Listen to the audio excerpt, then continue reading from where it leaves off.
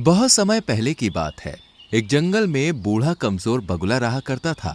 बगुला इतना कमजोर हो चुका था कि अब उसे शिकार पकड़ने में भी बहुत समस्या उठानी पड़ती थी। एक दिन बगुला एक तालाब के किनारे बैठा हुआ तालाब के अंदर की मछलियों को हसरत भरी नजर से देखे जा रहा था। तभी एक मछली बगुले को देखकर बोली, क्या बात है बगुला भगत, इतनी गौर से क्या देख रहे हो? मैं 2 दिन से भूखा हूँ। कमजोर होने के कारण मैं कोई शिकार नहीं पकड़ पा रहा। इस संसार में जो भी जन्म लेता है उसे 3 दौर से गुजरना ही पड़ता है, बचपन, जवानी और बुढ़ापा। तुम अपने जीवन के 2 दौर देख चुके हो, अब तीसरे का भी आनंद उठाओ। ये सुनकर बगुला क्रोधित होते हुए उस मछली से बोला, तुम अपने आप को समझती क्या हो? जब मैं जवान था तब किसी मछली की मुझसे बात करने की हिम्मत नहीं होती थी। लेकिन अब तुम जवान नहीं हो, अब जवान मैं हूँ। तुम हंसकर मेरा मजाक उड़ा रही हो? तुम इसी काबिल हो बगुले भगत। मैंने तुम्हारे चर्चे अपनी माँ और अपनी दादी से सुने हैं। जब तुम जवान थे तब तुम बहुत ही बुरे स्वभाव के थे। अब तुम बूढ़े हो चुके हो, इसलिए तुम्हारा मजाक उड़ाकर मैं तुमसे अपने पूर्वजों के साथ किए गए दुर्व्यवहार का बदला ले रही हूँ। बस इतना बोलकर मछली बगुले का मजाक उड़ाती हुई वहां से चली गई। बगुला उदास होकर जाती हुई मछली को देखकर अपने आप से बोला, काश मैं जवान होता तो इस स्वादिष्ट मछली को जरूर खाता। मगर बगुला नहीं जानता था कि इस दृश्य को दूर से एक कबूतर बैठा हुआ देख रहा था। कबूतर तुरंत उड़ता हुआ मीनू मौसी और रानू चिड़िया के पास जा पहुंचा और उन दोनों की ओर देखकर बोला, जब से मैंने बगुले का हाल देखा है तब से तो मुझे बुढ़ापे से डर लगने लगा है। रानू चिड़िया चौंकती हुई बोली, तुम कहना क्या चाहते हो? रानू, आज मैंने तालाब के किनारे एक बूढ़े बगुले को देखा। मैंने देखा कि किस तरह से एक मछली उसके बुढ़ापे का मजाक उड़ाती हुई वहां से चली गई। वो बेचारा बगुला 2 दिन से भूखा है। कबूतर की बात सुनकर रानू चिड़िया उदास होती हुई मीनू मौसी की ओर देखकर बोली, मीनू मौसी, क्या हम भी जब बूढ़े हो जाएंगे तो क्या हमारा भी हाल बगुले की तरह होगा?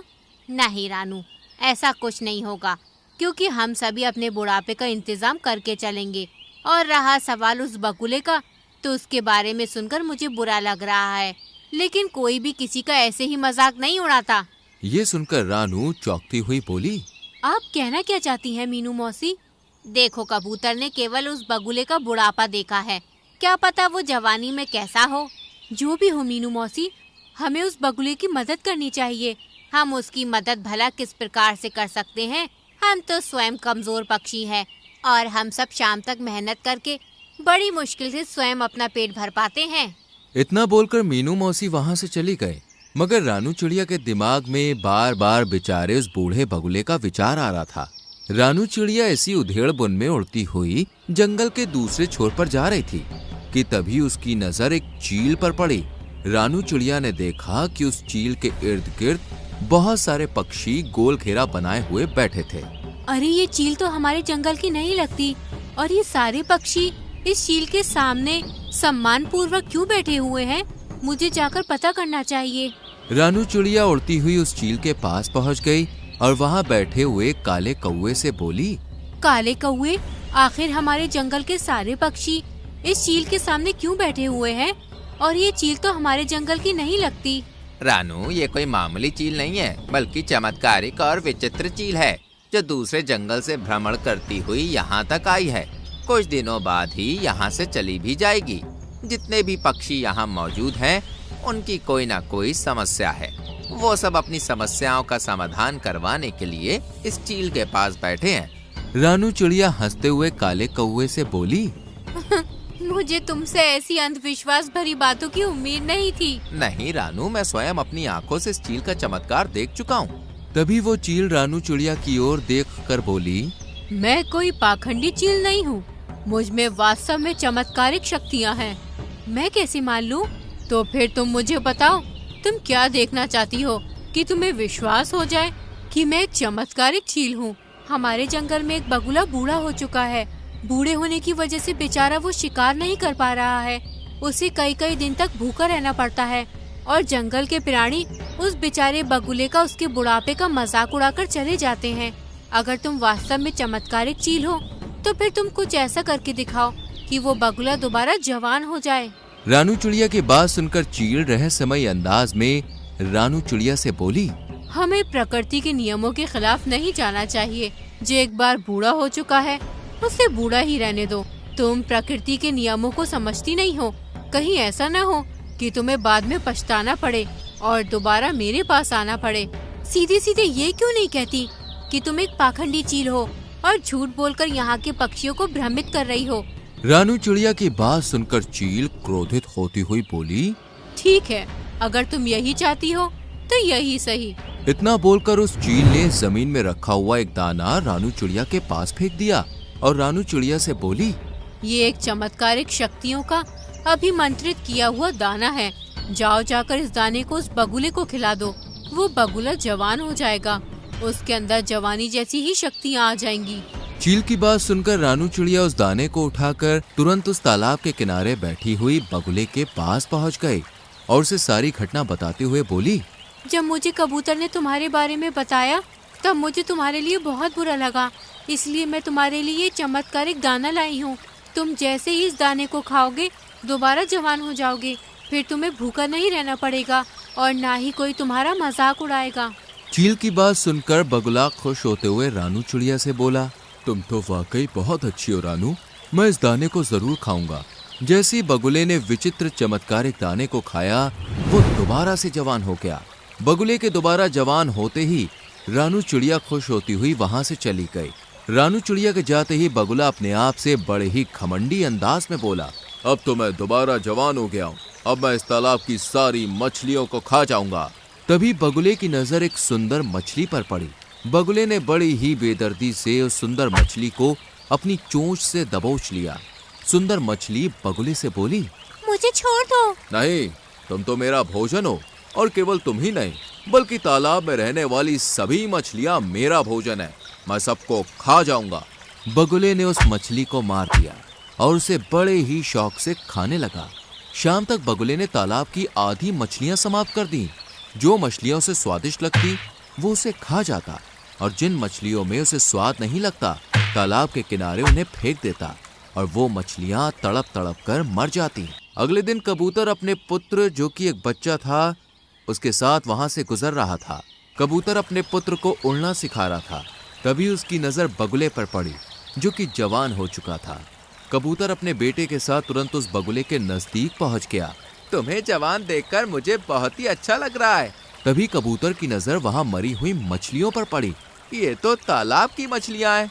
बगुला उदासी से कबूतर से बोला, पता नहीं कल रात क्या हुआ, सारी मछलियां तालाब से बाहर आ गईं और अपने आप तड़पते तड़पते मर गईं। ये तो बहुत बुरा हुआ। वैसे भी मछलियां तुम्हारा बहुत मजाक उड़ाती थीं। अच्छा सुनो, मुझे एक बहुत जरूरी काम है और ये मेरा छोटा बेटा है। मैं इसे उड़ना सिखा रहा हूँ।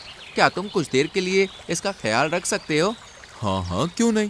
तुम आराम से जाओ और अपना काम समाप्त करके आना, तब तक मैं तुम्हारे बेटे का ख्याल रखूंगा। कबूतर वहां से चला गया। बगुला कबूतर के उस नन्हे बच्चे को गौर से देखने लगा। सच तो ये था कि उसके मुंह में पानी आ रहा था। वो मन ही मन में बोला, जब मैं जवान था तब मैं कबूतरों का मांस बड़े ही शौक से खाया करता था। कबूतर का मांस मेरा पसंदीदा मांस था। खैर कोई बात नहीं, अब मैं दोबारा जवान हो गया हूँ, क्यों ना मैं इस कबूतर के बच्चे का मांस चख लूं। तभी वो कबूतर का बच्चा बड़ी मासूमियत से बगुले से बोला, क्या हुआ? आप मुझे इतनी गौर से क्यों देख रही हैं? तुम्हें देखकर मेरी भूख और बढ़ती जा रही है। इतना कहकर बगुले ने अपनी चोंच से उस कबूतर के बच्चे को बड़ी ही बेदर्दी से मार दिया और उसे खा गया। कुछ देर के बाद जब कबूतर वहां पर आया तो अपने बच्चे को ना पाकर वो बगुले से बोला, अरे मेरा बच्चा कहाँ गया? तभी तालाब से एक मछली निकलकर बाहर आ गई और कबूतर से बोली, तुम्हारे बच्चे को यही बगुला भगत खा गया है। ये सुनकर कबूतर अविश्वास भरी नजरों से बगुले की ओर देखने लगा। तभी बगुला अकड़ता हुआ कबूतर से बोला, हाँ हाँ खाया है, तो इसमें समस्या क्या है? मुझे मांस पसंद है और तुम्हारे बच्चे का मांस मुझे बहुत ही ज्यादा अच्छा लगा, इसलिए मैं उसे खा गया। ये तो बहुत गलत बात है। तो तुम क्या कर लोगे? तुम मेरा मुकाबला नहीं कर सकते। समझ गया, इसका मतलब इस तालाब के अंदर रहने वाली मछलियों को भी तुम नहीं मारा है। इतना बोलकर कबूतर उड़ते हुए रानू चिड़िया के पास पहुंच गया और उसे सारी घटना बताते हुए बोला, मुझसे बहुत बड़ी भूल हो गई रानू चिड़िया। वो बगुला बूढ़ा ही सही था। मुझे तुम्हारे बच्चे की मौत के बारे में सुनकर बहुत बुरा लग रहा है और मुझे अपने ऊपर पछतावा भी हो रहा है।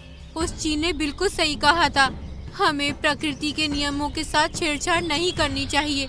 चलो मेरे साथ। रानू चिड़िया कबूतर के साथ उस चील के पास पहुंच गई और सारी घटना बताती हुई बोली, मुझे क्षमा कर दो चील, मैंने तुमसे कहा था परंतु तुमने मेरी बात नहीं मानी। खैर अभी भी कुछ नहीं बिगड़ा। इतना बोलकर उस चील ने एक और दाना रानू चिड़िया के सामने फेंक दिया। इस दाने को उस बगुले के ऊपर फेंक देना, वो दोबारा बूढ़ा हो जाएगा। रानू चिड़िया तुरंत उस दाने को लेकर उस बगुले के पास पहुंच गई और ऊपर से उसने वो दाना बगुले के ऊपर फेंक दिया। दाना शरीर से स्पर्श होते ही बगुला फिर से बूढ़ा हो गया। अरे ये मेरे साथ क्या हो रहा है? मैं तो फिर से बूढ़ा हो गया। तभी रानू चिड़िया क्रोधित होती हुई बगुले से बोली, तुम बूढ़े ही अच्छे लगते हो बगुले, जो मैंने भूल की थी उसे मैंने सुधार दिया। इतना बोलकर रानू चिड़िया वहां से चली गई और बगुला दोबारा बुढ़ा और कमजोर हो गया। तो दोस्तों, कैसी लगी आपको हमारी ये कहानी? अगर कहानी अच्छी लगी हो तो वीडियो को लाइक कीजिएगा, चैनल को सब्सक्राइब कीजिएगा और हाँ, कहानी अपने दोस्तों के साथ शेयर करना तो बिल्कुल मत भूलिएगा। मैं आपको मिलूंगी अगले वीडियो में किसी नई कहानी, नई सीख के साथ। तब तक के लिए बाय बाय।